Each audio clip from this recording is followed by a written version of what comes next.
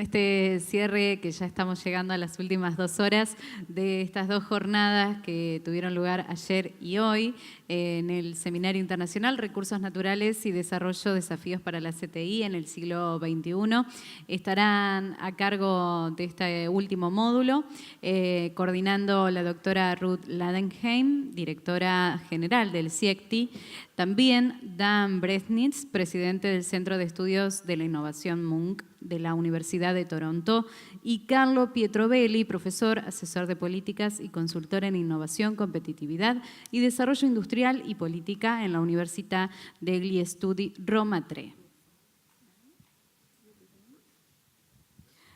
Bueno, muy bien. Ya estamos llegando al final de estas 2 intensas jornadas. Vamos a cerrar entonces, como ya saben, con las presentaciones de Dan Bresnitz y Carlo Pietrovelli, que aportan 2 nuevos ejes de discusión. Dan en torno al diseño institucional de las agencias de innovación vinculadas con estos cambios tecnológicos y estos contextos que venimos viendo ayer y hoy. Y Carlos sobre cómo son las interacciones entre firmas, agencias regulatorias y comunidades donde están insertas estas agencias en estos modelos de crecimiento basados en recursos naturales. Así que comenzamos con la de Carlo Pietrovelli. Bueno. Ok. Bueno, buenas tardes a todos y todas. Muchas gracias por la invitación, la verdad, un placer como siempre estar aquí compartiendo con ustedes ideas, resultados de investigación e intuiciones de políticas sobre estos temas. En específico, voy a tratar de resumir un poco algunas ideas que hemos desarrollado con varios colegas que voy a mencionar en el curso de la presentación, que tienen que ver con el modelo de crecimiento que está atrás de los recursos naturales. Yo soy economista, fui entrenado como economista, gradualmente me he ido alejando quizás de la ciencia triste, pero me gusta el esfuerzo de tratar de dar un poco de rigor y ver las implicaciones en términos económicos de la innovación, de los sectores intensivos de recursos naturales, y las perspectivas que eso puede ofrecer para el desarrollo. ¿Hacia dónde tengo que apuntar el arma? Bueno, en específico voy a hablar bastante de minería, que es un sector súper intensivo en recursos naturales que se ha ido estudiando bastante, y mi experiencia más reciente tiene que ver bastante con ese sector. Y la gran pregunta que nosotros tenemos y que creo los organizadores del seminario tienen, y todos tenemos siempre más, es ¿en qué medida los recursos naturales son una bendición o son una maldición? Toda la literatura que nos ha recordado Fernando Porta en la introducción y varias de las otras ponencias apuntaban a que en algunos casos tener recursos naturales representa un gran riesgo, pero al mismo tiempo hay países que se han desarrollado con fuerza gracias a esos. Escuchamos 2 presentaciones de Finlandia, por ejemplo. No había Noruega, creo, pero es otro ejemplo extraordinario de crecimiento basado en innovación, empezando con una gran dotación de recursos naturales. Entonces, la gran pregunta atrás de todo eso creo que es eso, y preguntarnos en qué medida recursos naturales pueden volver o ser un motor de desarrollo de nuestros países. Y quizás preguntarnos si algo ha cambiado respecto al pasado, si hay alguna novedad respecto a eso que nos hace ser más optimistas o más pesimistas al respecto. Y el sector minería, como saben, ahí he puesto unos numeritos, es un sector tremendamente importante en América Latina, como en África se están descubriendo una cantidad de minerales diferentes. Las nuevas tecnologías imponen la utilización de nuevos minerales y nuevos recursos que se van encontrando. Todo el debate sobre el litio en este país y en otro país es sumamente caliente. Entonces son sectores que cuentan mucho en la economía. Y creo que quizás el por qué estos sectores se están poniendo de moda nuevamente o están centrando la atención de académicos como también de asesores de política respecto a eso, tiene que ver con varias cosas. Aquí he apuntado 3 ideas. Primero, que China ha entrado en el mercado mundial en los últimos 20 años con una fuerza que nunca se había dado en la historia. Entonces, eso ha generado un crecimiento de la demanda de recursos naturales sostenido y creciente en el tiempo. Y todas las estimaciones apuntan a que eso va a seguir. Entonces, eso quizás es un factor estructural de nuestras economías y con toda probabilidad va a continuar. Segundo, hay un factor de oferta, si quieren, o sea, cambios en la ciencia, en la tecnología. Escuchamos hoy algunas presentaciones fascinantes, para mí que no soy un científico, con tantos colores y rojo y azul y verde que mostraban y me hacían intuir cómo la ciencia está tomando un auge también en la organización de la producción, en la organización industrial, en las actividades productivas y todos los servicios vinculados a eso, que hace que esto, creo, sea un hecho nuevo, estilizado y diferente respecto al pasado. Y tercero, hay que recordarnos que recursos naturales todavía representan grandes rentas naturales todavía, como en algunas medidas schumpeterianas, en la medida que la aplicación de conocimientos científicos y tecnológicos, nuevas tecnologías, etcétera, puedan aportar a la creación y al mantenimiento de esas rentas. Entonces, 3 elementos poderosos porque creo que el tema de los recursos naturales sigue siendo importante para el desarrollo de los países.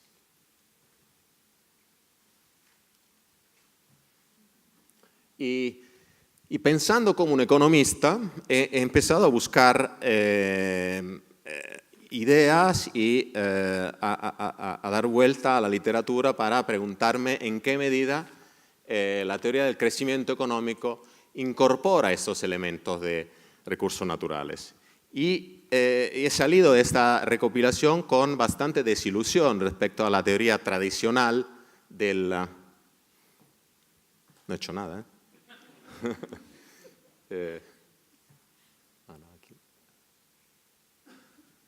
¿Quién más manda? Yo pensaba que aquí tenía la autoridad absoluta y ya no es así. A ver. Y entonces salí de esa recopilación con un poco de desilusión.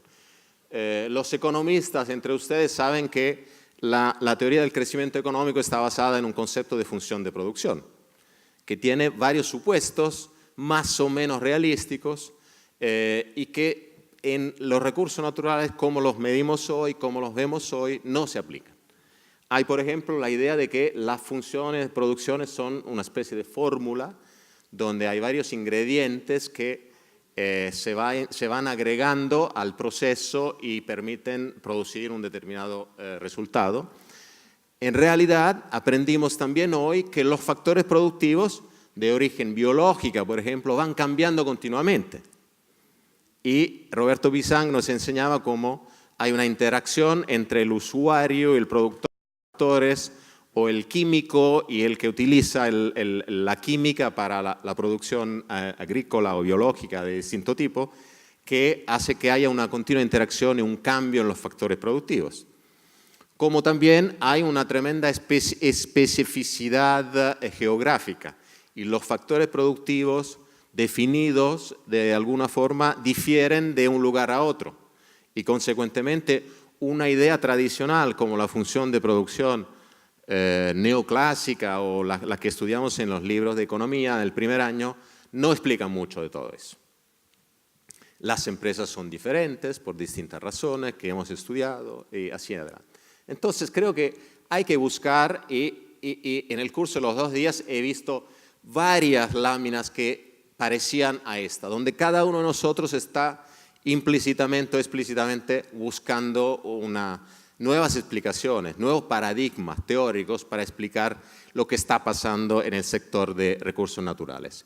Y aquí eso se basa en un trabajo y muchas discusiones que tuvimos con Jorge Katz, que todos conocerán, y con el cual acabamos de escribir un articulito que trata de pensar y dar vuelta a esas ideas. Identificamos 3 grandes áreas que merecen atención y que interactúan entre sí. Lo importante, esa es una lámina y es muy estática. Me gustaría haber producido una filmina o algo que reflejara la interacción y la coevolución de estos distintos elementos y las dimensiones institucionales que hay atrás. Pero tratamos de destacar 3 elementos grandes, que son, por un lado, la organización industrial, que es diferente respecto al pasado. Hay creciente segmentación, fragmentación de la producción, una lógica de encadenamientos que está prevaleciendo también en sectores intensivos en recursos naturales. Hay una exigencia de regulación, que una sesión entera de hoy ha sido dedicada al tema de la regulación, que es regulación de la producción, como es regulación también de el aprovechamiento del medio ambiente, como es regulación laboral, y son todos elementos que hay que tomar en cuenta, que se están tomando en cuenta con instituciones nuevas, con agencias que tratan de monitorear y definir y regular y poner reglas y asegurar el cumplimiento de las reglas en la explotación de estos sectores.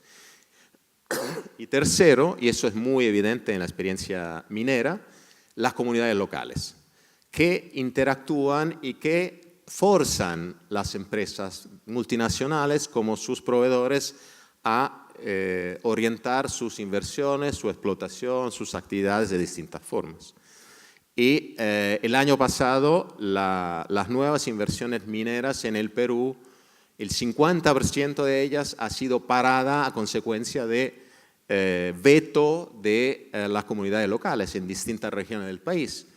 Entonces, me parece un tema que va emergiendo con gran fuerza, que no hay que considerar solamente por un tema ético o de justicia social, pero es también un tema que impacta sobre la función de producción, sobre la organización industrial de la producción, que ya no se centra solamente en una empresa, en un conjunto de empresas, con entidades reguladoras y con las comunidades locales y la sociedad civil que se encarga de seguir estos elementos e imponer sus reglas. Y esa lámina da un poco más de evidencia y da un poco más de detalle sobre estas ideas aplicadas al sector minero en específico, donde hay, por ejemplo, por el lado de la organización industrial y de los encadenamientos, una relación entre empresas mineras y sus proveedores de distintos niveles, con distintos eslabones, donde hay un desempeño tecnológico muy diferente, donde típicamente en el sector minero lo que hacen investigación y desarrollo de frontera son las empresas multinacionales o las grandes, y los proveedores no es que no hagan investigación, no es que no hagan innovación, pero hacen una innovación que es más incremental, marginal, de adaptación, de búsqueda de soluciones locales, de captar las demandas de las grandes y ofrecerles soluciones específicas con descubrimientos puntuales y concretos.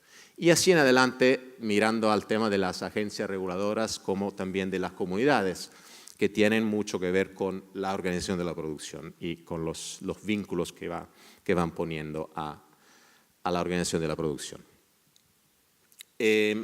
Si vamos directamente al tema minero, quisiera contarle en ese contexto grande, digamos, de búsqueda, donde reconozco que tenemos que hacer un gran esfuerzo de reconceptualizar la función de producción o la producción o los sistemas de producción. No quiero ni siquiera utilizar necesariamente la palabra función, porque inmediatamente a los economistas nos hace recordar un tipo de modelo de organización de la producción. Pero cómo la producción acontece en el sector de recursos naturales.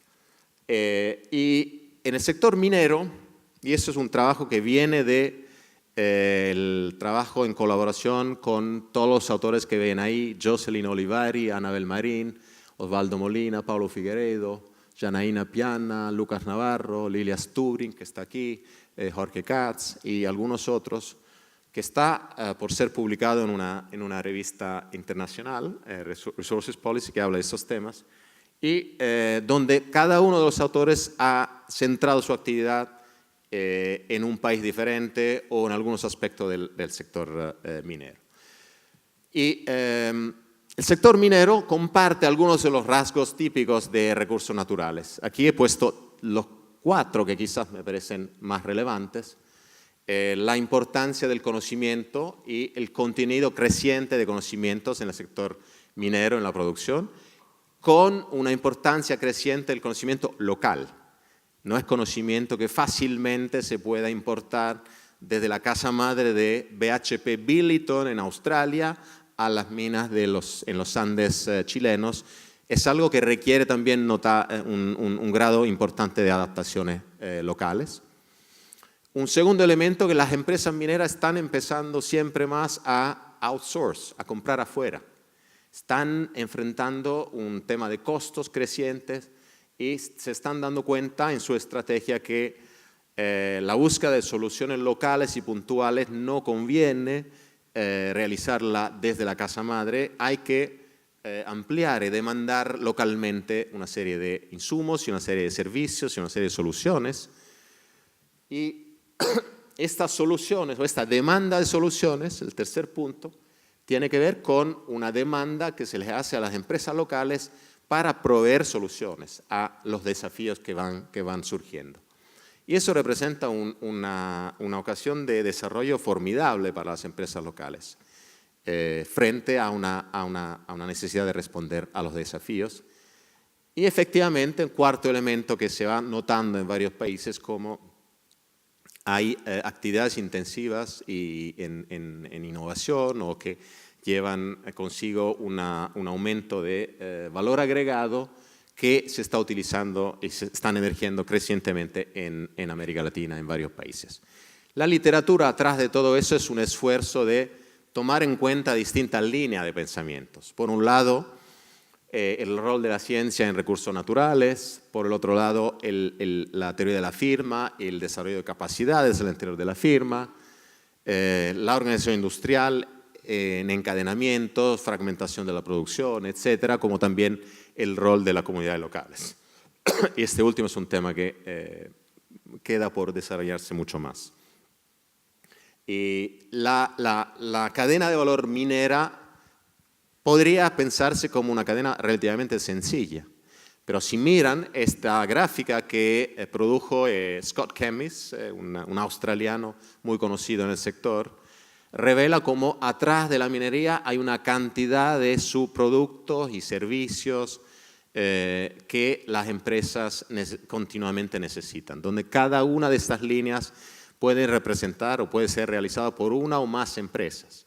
Entonces hay una variedad de actividades que se organizan de forma no necesariamente secuencial, pero hay que integrarlas en un concepto de encadenamiento importante. Y la literatura de cadena de valor nos enseña que las cadenas, como nos decía ayer Lisbeth Navas-Alemán, puede ofrecer oportunidades, aunque hagan falta muchas otras cosas para que las oportunidades se puedan convertir en oportunidades de desarrollo.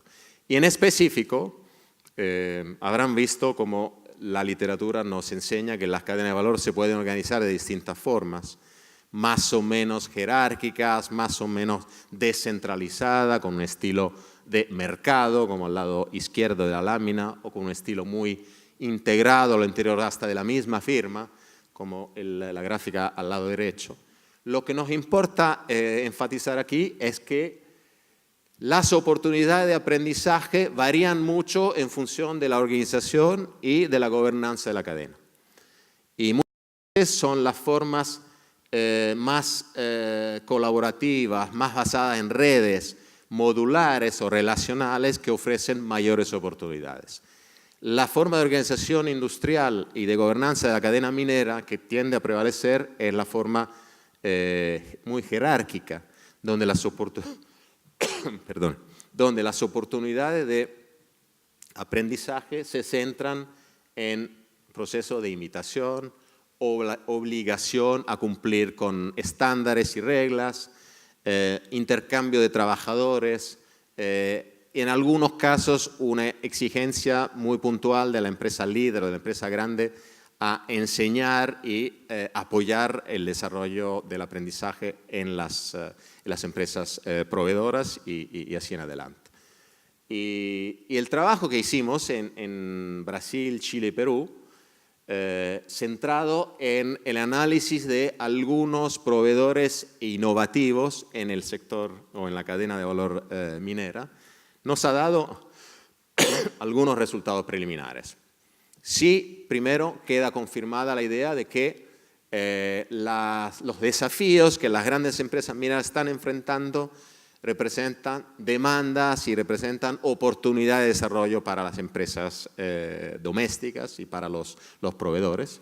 Y hay una serie de presiones que las grandes empresas mineras están sufriendo. Una necesidad de aumentar la productividad que ha ido cayendo en muchos casos y en muchos países. Los temas sociales y medioambientales que están representando vínculos siempre más fuertes con el tiempo. Un pequeño resultado que encontramos es que esos desafíos que en principio existen y que las empresas líderes confiesan existen y que existen crecientemente, no se traducen fácilmente en demandas. Entonces, las oportunidades para los proveedores locales no son fáciles, no solamente porque no es fácil cumplir con esas demandas, pero también porque hay un tema de comunicación y un tema de traducir los desafíos en demandas concretas de soluciones.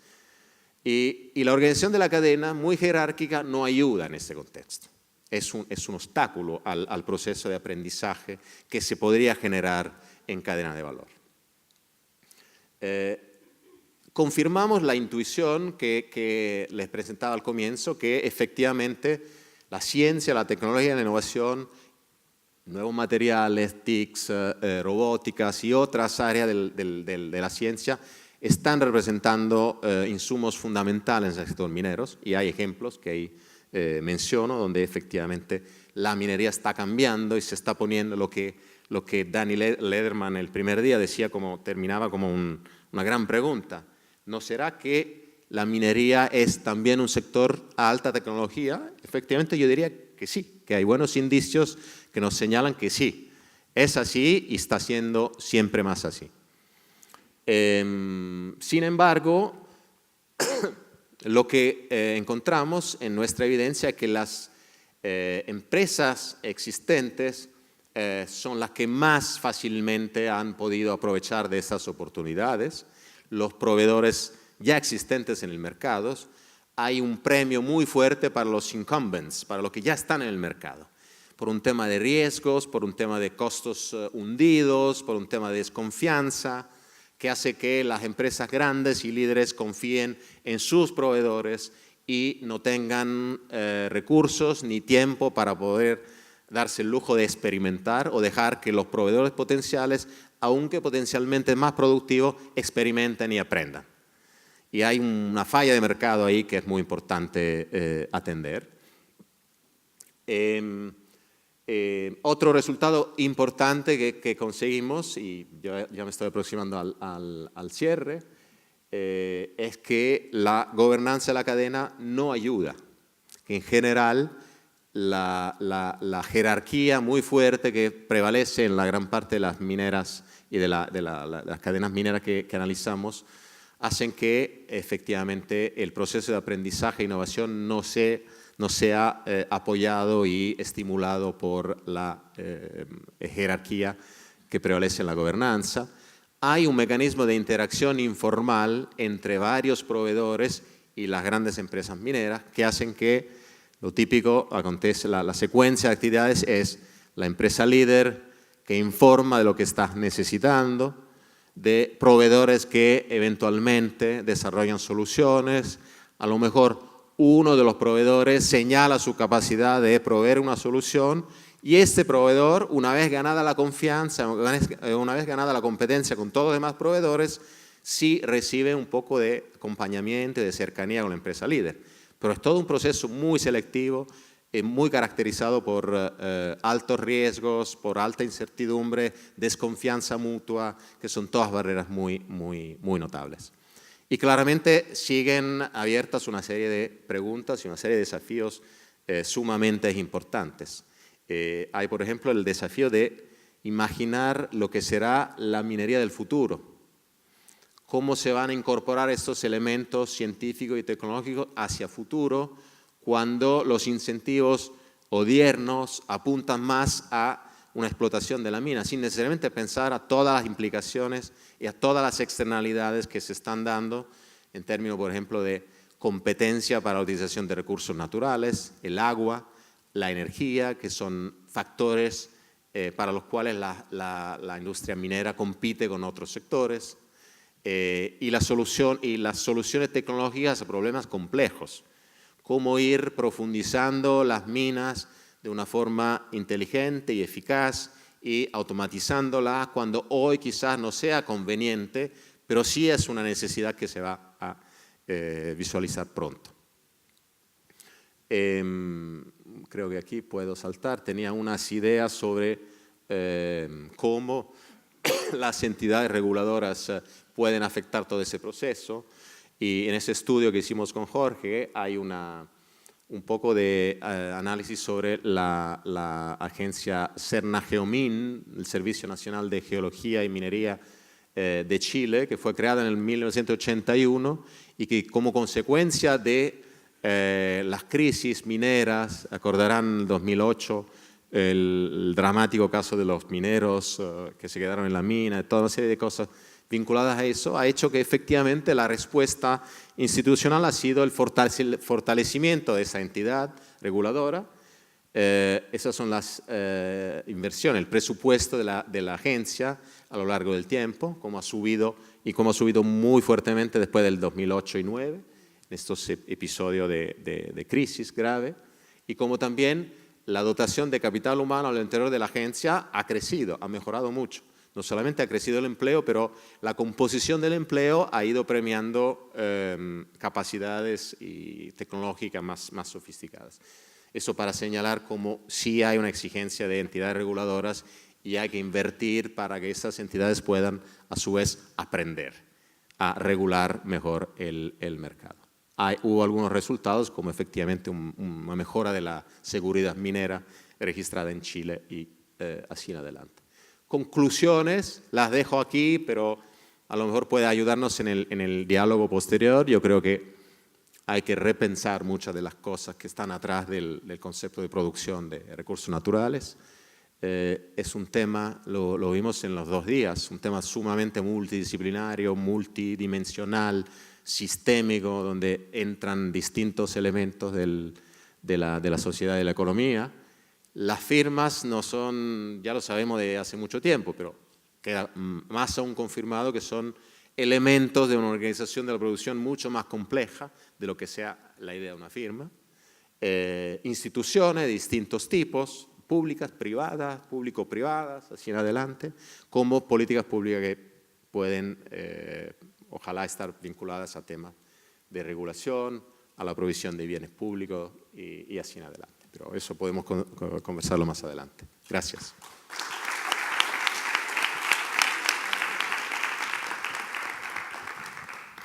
Muchas gracias, Carlos. Ahora procedemos a la presentación de Dan Bresnitz sobre agencias de innovación.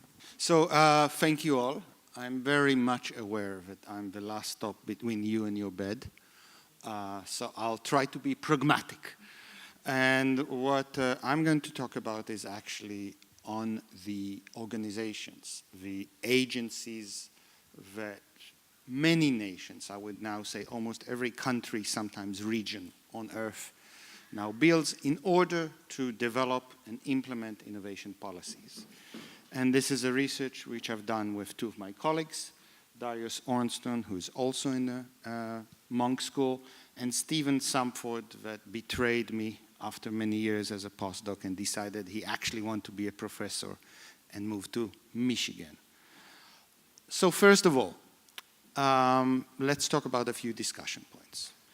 If we are really serious about innovation-based economic growth, we have to understand that we're talking about a very different logic of action from the point of view of public policy compared to the logic of action if you talk about economic development or industrial catch-up. And I'll explain in a minute. I will then explain what it means for innovation agencies, if this is the logic that they have to follow, and therefore the need to constant experimentation, to constantly experiment, which is a big political no-no, if you know, because there's a problem with experimentation.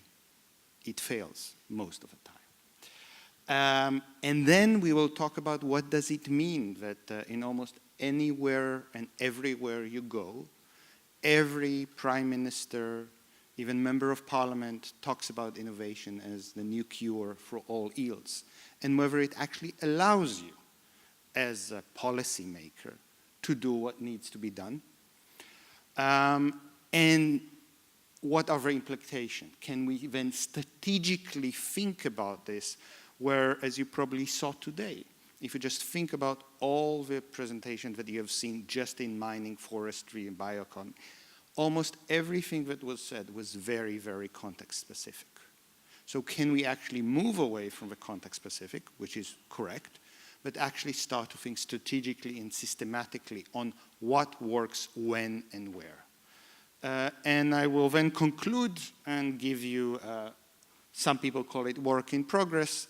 I used to call it our limits of knowledge. So, innovation-based growth. Basically, we are talking about a different logic. If we think for a moment back to Japan or South Korea, and you think about their catch-up, when you're dealing with a car industry, you know what a car is. Moreover, you know how to produce it. You also know who is the buyer and how they're using it. And then you can strategically or tactically develop a program to produce those things called cars, differentiate them, and figure out how to conquer the markets, which you know what they are. If your real aim is innovation, especially in the extreme, your aim is to create something which, by definition, you don't really know what it is, and you don't even know who is going to buy it, and what are the business model of selling it. So from the point of view of a policymakers, what you really are trying to do is to create and then stimulate to action, because it's very nice to create people, organization with capabilities. It doesn't do you a thing unless they actually do something. That will create something that by definition you don't know what it is, which is a very different kind of logic. It also means that you constantly need to experiment. So Carlo talked about co-evolution. When you talk about the co-evolution of innovation policy, it's a constant deal flow of experimentation of policies. You try something, it works, the industry comes back to you, the industry change, you need to change a policy, you need, and that is at least as important, to be able to kill policies very quickly when they don't work. Now think for a moment about a politician. If I'm the Prime Minister of Canada, I'm Justin Trudeau. I know I'm not tall enough and not as appealing, but if I am, and I go and I said, this is the future, this innovation policy truly will save Canada. Can I come 6 months later and said, hey, sorry, it was a mistake. We didn't really got the policy right. I'm canceling everything so I can channel the resources to something else. Maybe I'm Justin Trudeau and I really have a magical smile. I can do it once. I will never be able to do it twice. In this case, I need to do it on a regular basis, year after year. Therefore, we need to figure out a structure that would allow policymakers to experiment without having to deal with a political reality, which really does not like experimentation. So what we are really asking policymakers is to do the two things that are most difficult to do as a public officer. One is to come up with a new program, and I will just ask you how many times a new policy was actually established by an organization you know. And then not only we ask them to do that, we ask them to do the most difficult task, which is to realize whether this is work quickly, kill it and move the resources to something else if it doesn't work, or scale it up if it does. And we also are asking them to work with radical ideas and many times with radically new partners. Indeed, in the case of innovation, many of those partners might not even exist currently. If your aim is to create new companies, by definition, they're not there. You can't work with them until they are created. So,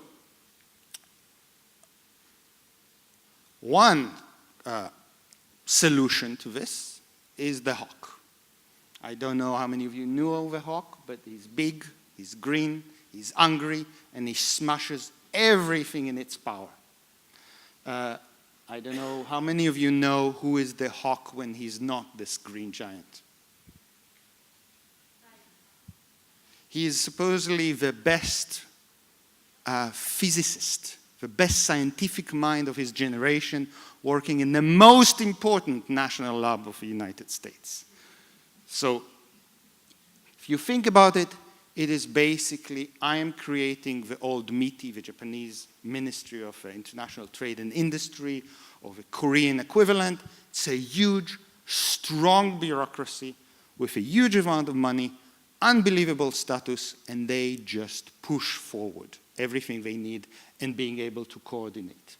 And there are many arguments why they work. It's a pilot agency, they have missions, they're autonomous bureaucrats, they're the elites of the elites, and they just don't have to deal with politicians and others. They just can stay autonomous either through industry pressure or political pressure. And because they're very central, they're a national lab, they can coordinate across all the ministries.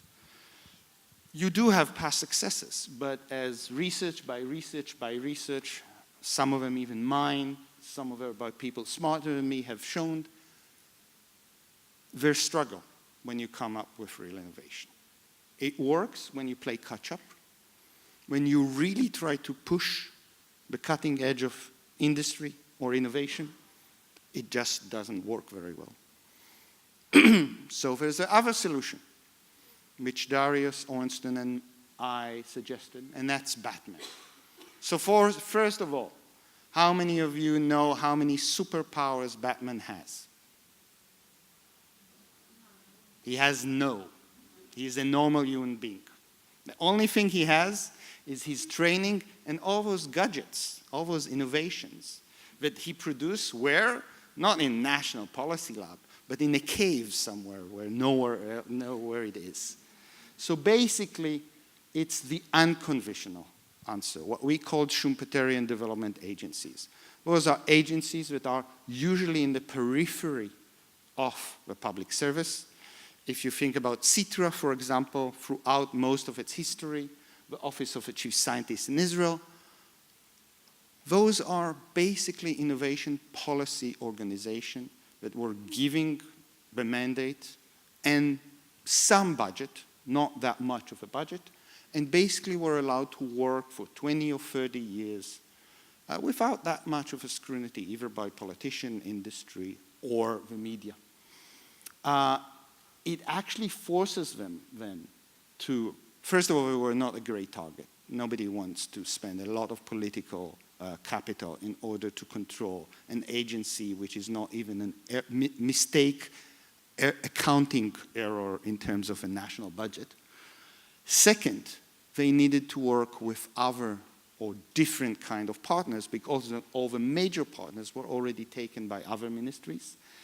And at least as importantly, when those policies actually work, they were unable to protect their own turf. So those policies were taken up scaled up, but also taken away from the organization. So since we talked about Finland at least twice today, Sitra is a great example. If you think about all the policies that now Tekes is doing, or all the venture capital policies in Finland, all of them originated in Sitra. As soon as they become successful, the government of Finland said, thank you so much, and took them to another organization. However, the success led to stagnation. And I will give you one example in the case of Israel, because as soon as you become successful, all of those things that I talked about, which is media, scrutiny, political control, come to being, and your ability to experiment goes down. Now, which means that this kind of theory can explain not only the ability to innovate and innovate over time, but why after a certain period of time, all of those countries become less innovative. And remember, less innovative in terms of the industry, but less innovative in terms of innovation policies. The problem is, and that's what I call the curse of innovation agencies, is if you remember Batman. After the first few times he saved New York, he says, look, I'm leaving you with this light. Every time you have a problem, just light it up in the sky and I'll come to save you. Which is more or less what happens now with innovation policy. You have a problem with the healthcare system, innovation policy. You have a problem with social fragmentation, no problem, we'll just do social innovation. You have a problem with the car industry, no problem, we'll fix it with innovation. And that doesn't really work. So, the question that I propose, that under those conditions, where in reality we cannot do what we know we should do in terms of innovation, can we, instead of thinking about complete transformation of our economies, think about partial success? You have an environment in which you cannot do what Sitra did in the past or what the Office of Chief Scientist did. Instead, what you can do is try to figure out how you can at least partially success. So let me first show you the story of the Office of Chief Scientist. This is the benefits of what I call marginalization. So this is the year 90 to 2000, in which, by all accounts, Israel suddenly not just was playing with innovation, it reached its greatest success. By the end of this period, Israel is considered by The Economist, the New York Times, whoever you want, startup nation. What you can see here is basically the budget allocation. So as you can see, year after year, you have more allocation for budget, right? The most important thing that you care about if you have an organization. By 2000, which is the year in which everybody agrees, including the media and Israel itself, that it changed and it's now a high-tech nation, that's what happened. But it's even more than this story that the budget comes down. So if I'm either from a Ministry of Finance or a politician, and I don't really like those bureaucrats to be able to make a lot of decisions. But I don't really want to say it because they're sort of famous and they're helpful. What do? I allocate the same budget, but I say that some of this budget has to go to certain programs, which immediately means that they can't do that much with it. And that's exactly what has been done to the Office of Chief Scientist. Not only the budget, as you can see, has gone down, but suddenly the government said, well, you're doing so well on innovation policy. Innovation is so important that we decided that you can control Israel's participation in the EU framework. And as part of this trust in you, 25% of your budget now have to go straight to Brussels. Thank you so much. And that's another way you can basically stop innovation. So under those conditions, what is it that we can do? How many of you know Deadpool? So Deadpool is a wonderful guy. First of all, he doesn't care, right, if experimentation fails and he even loses his hand, head, whatever. He just grows them back. He's extremely flexible. As a matter of fact, it's very hard to fight him because every time he comes to a fight, he fights differently. And as a matter of fact, if he comes to a bar and he sees that there's more men than women, he will take a man to his bed. He sees more women, he will take a woman to his bed. So it's all context specific, very flexible, always will be a positive outcome. There's only one problem with thinking that this is how you can do innovation policy. It's ugly as hell.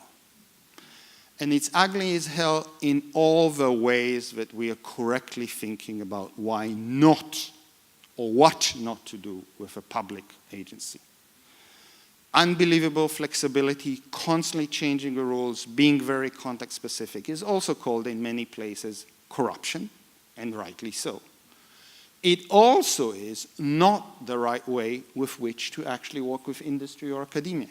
Your main aim in terms of innovation policy is actually to lower risk and uncertainty. If you constantly change what you're doing, you end up creating more uncertainty. What you really need to figure out, we argue, is how to strategically think about innovation, knowing that you have limit. So the first thing first, as we've seen today, innovation is just not one thing. There's most simplistically, there's the novel product innovation, Silicon Valley-like. And there is also what we call process and incremental innovation. We just heard about it in mining. You can think about it forestries. As a matter of fact, we can think about one of the most innovative countries on earth. It's called Germany. And they innovate on all cutting-edge science. And yet the way they use it is in order to constantly upgrade already existing agencies. And the second way to think about it is what should be, at least from the point of view of that agency, the role of a state in the market. Should the agencies try to manage or lead this innovation growth? Or the real aim for government is to stimulate the private market to come and figure out a solution. And then, once you do that, you should think about alignment between mission and means. Missions and the ways in which experimentalism and co-evolutionary learning, and alignment between the mission and the environment.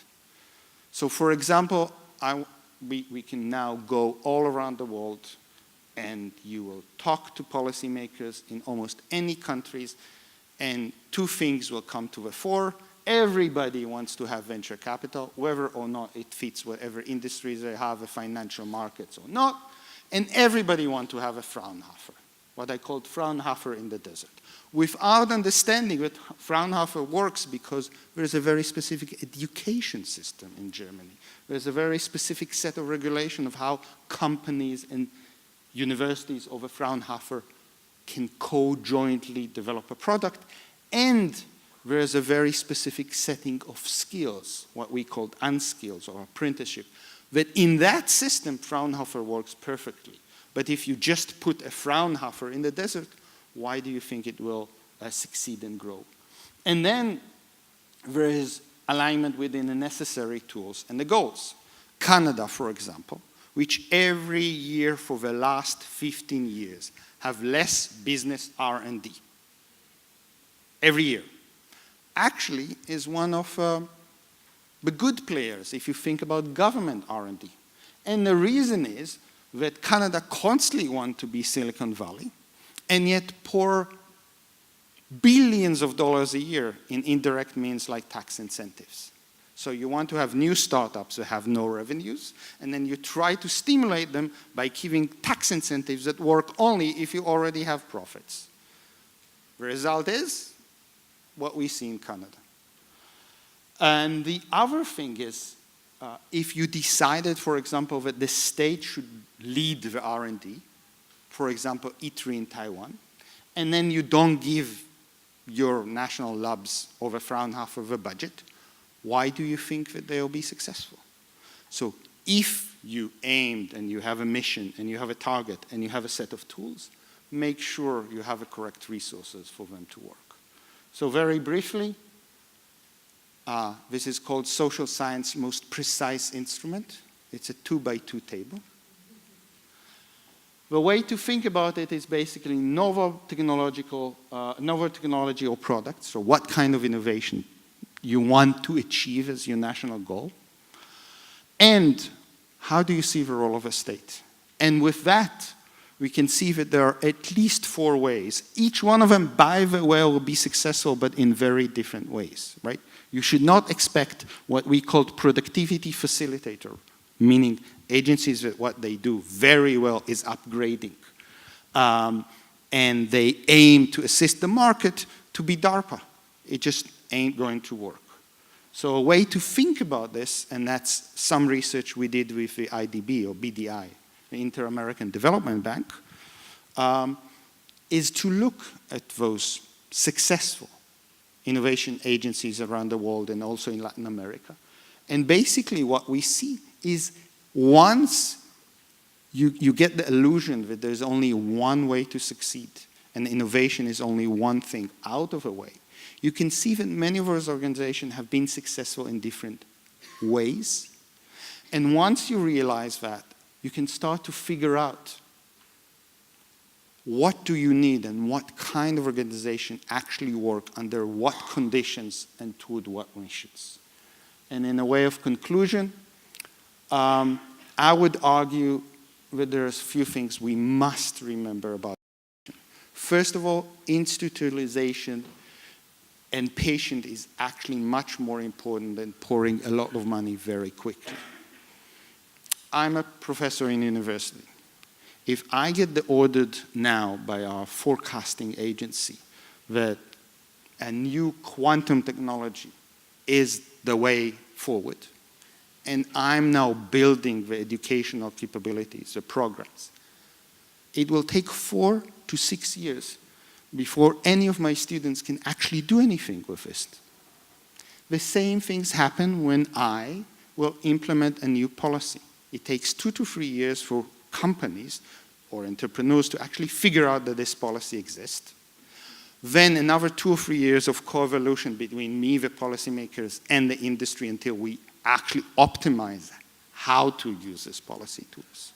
If I change everything every 2 years, and the budget and all the rest, the impact would be interesting but not very successful. And if the other thing is we need to manage expectation. And then there is a question. How sharp are the trade-offs?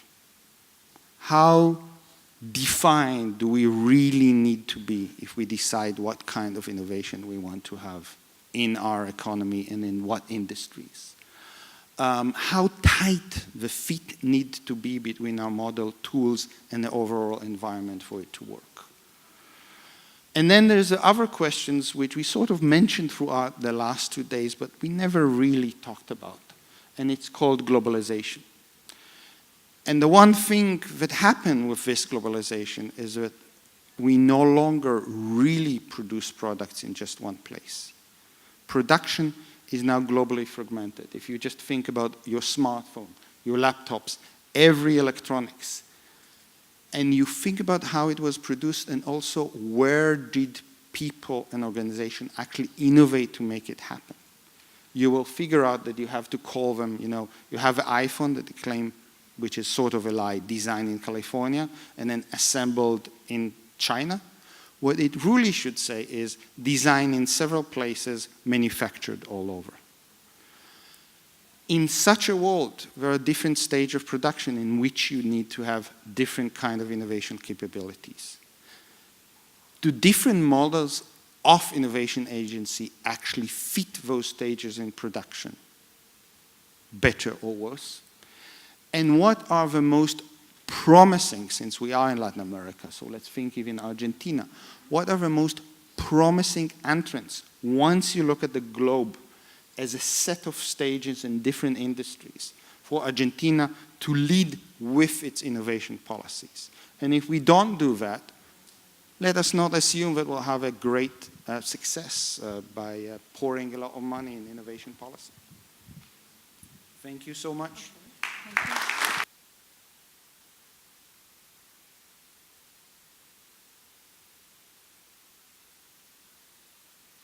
Bueno, muchas gracias a ambos expositores. Han sido muy interesantes estas últimas ponencias.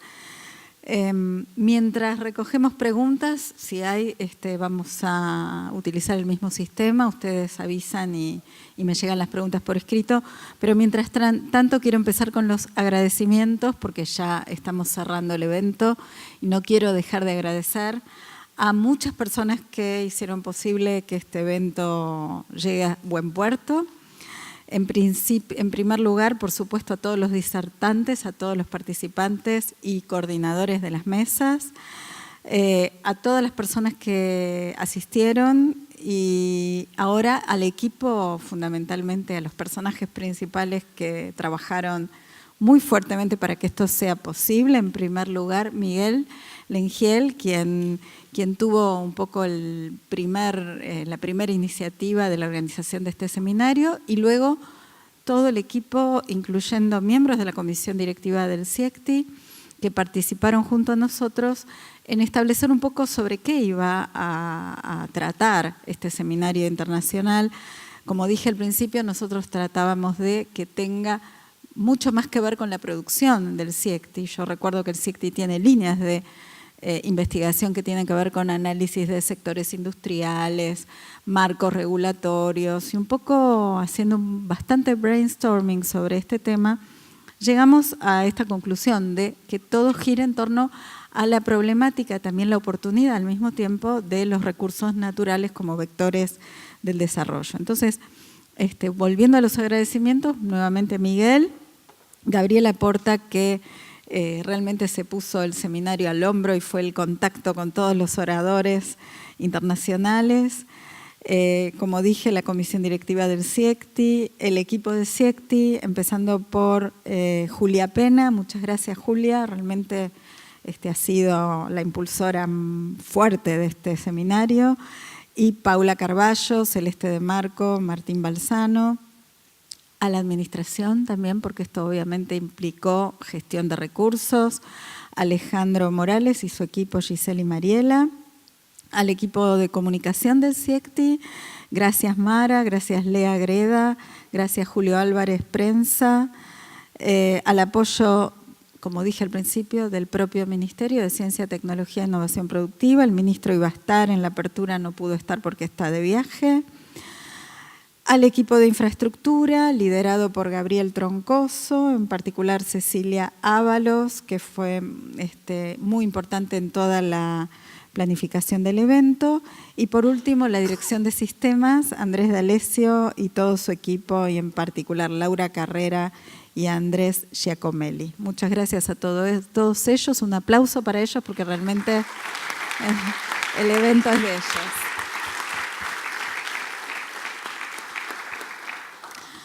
Bueno, ¿hay preguntas?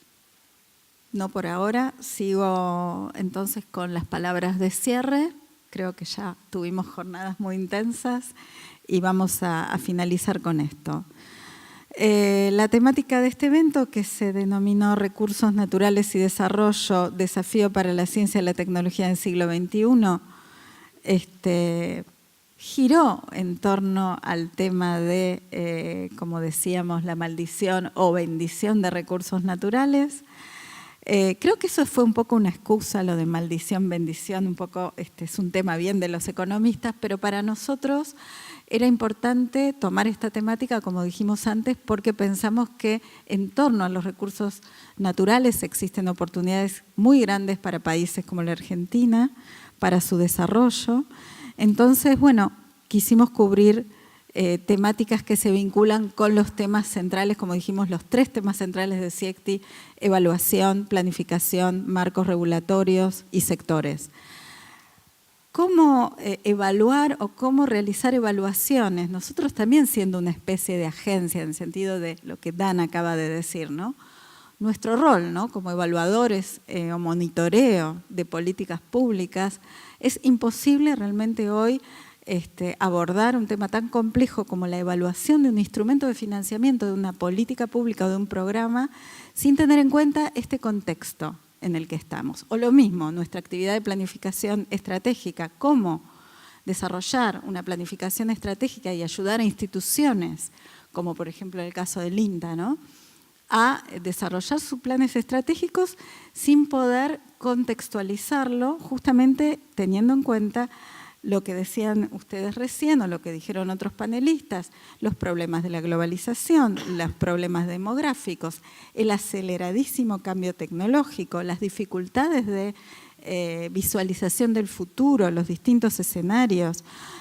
Prácticamente uno diría que también poder atrapar en una fotografía durante estos 2 días toda esta complejidad implica también un blanco móvil. O sea, mientras estamos hablando las cosas siguen cambiando y es necesario realmente poder reflexionar sobre eso, porque una de las muchas palabras se repitieron en las distintas ponencias durante todo el seminario, que fueron incertidumbre, volatilidad, ambigüedad, vulnerabilidad, ciclos de aprendizaje cortos. Todo eso hace que sea muy necesario o cada vez más necesario repetir este tipo de experiencias de esta manera colectiva, de manera a través de seminarios más cortos, talleres, investigaciones, porque realmente es muy difícil poder cumplir con el rol que tienen las instituciones, como decía recién Dan, las agencias, y nosotros como apoyadores de las agencias, ¿no? Nosotros estamos en un plano todavía más atrás, proveyendo ideas y proveyendo servicios a las agencias de innovación y a las políticas públicas. Entonces, es necesario para poder cumplir este rol, favorecer este tipo de reflexiones, debates, y yo creo que en mi caso por lo menos ha sido sumamente enriquecedor. Yo misma he aprendido mucho de los distintos oradores, a quienes nuevamente agradezco. Y bueno, y con esto termino diciendo que, volviendo a enfatizar que el rol del CIECTI tiene que ver con apoyar el desarrollo de políticas o incentivos para que la ciencia, la tecnología y la innovación en países como la Argentina o países de la región puedan favorecer trayectorias de desarrollo socialmente y ambientalmente sustentables. Muchas gracias.